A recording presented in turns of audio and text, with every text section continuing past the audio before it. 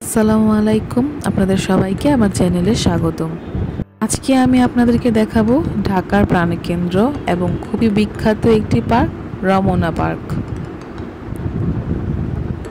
Ramna park হচ্ছে বাংলাদেশের এমন একটি পার্ক যে পার্কে এন্ট্রি করতে এখনো কোনো প্রকার এন্ট্রি ফি লাগে না। ঢাকার শাহবাগ থেকে গুলিস্তান যাওয়ার পথে বাম পাশে অবস্থিত এই রমনা পার্ক বা রমনা উদ্যান। এই উদ্যানটি 1610 সালে মুঘল আমলে প্রতিষ্ঠা করা হয়। সে সময়ে রমনার এলাকা ছিল বিশাল জায়গা জুড়ে।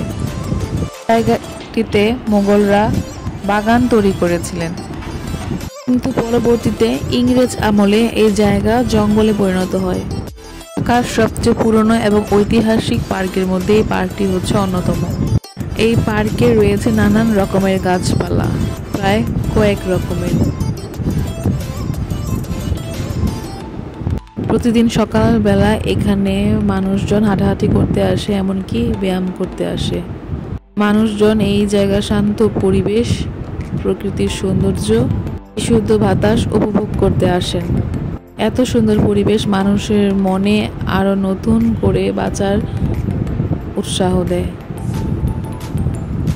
এই পার্কে যে কেউ আসতে পারে, এই পার্কে আসার জন্য কোনো বাধা বিপত্তি নেই।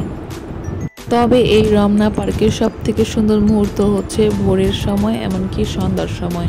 এই দূর সময় এখানকার সৌন্দর্য আরও বেশি বেড়ে যায়। তখন এই পার্কটি হয়ে ওঠে কবিদের কল্পনায় ভাবা সেই স্বপ্নের শহর। এই পার্কটির অন্যতম এমন মনোমুগ্ধকর দৃশ্য হচ্ছে এই ব্রিজটি। এই ব্রিজটি হচ্ছে একটি কাঠের ব্রিজ, যা এখানকার খুবই বিখ্যাত একটি ব্রিজ। এই ব্রিজটি এখানকার সৌন্দর্যকে আরও মনোমুগ্ধকর করে তুলেছে। শরীরের ক্লান্তি, মনের ক্লান্তি দূর করার জন্য এই লেকটিতে একবার হলেও ঘুরতে আসবেন। অবশ্যই আমার ভিডিওটি পছন্দ হলে লাইক দিবেন এবং সাবস্ক্রাইব করবেন। আল্লাহ হাফেজ।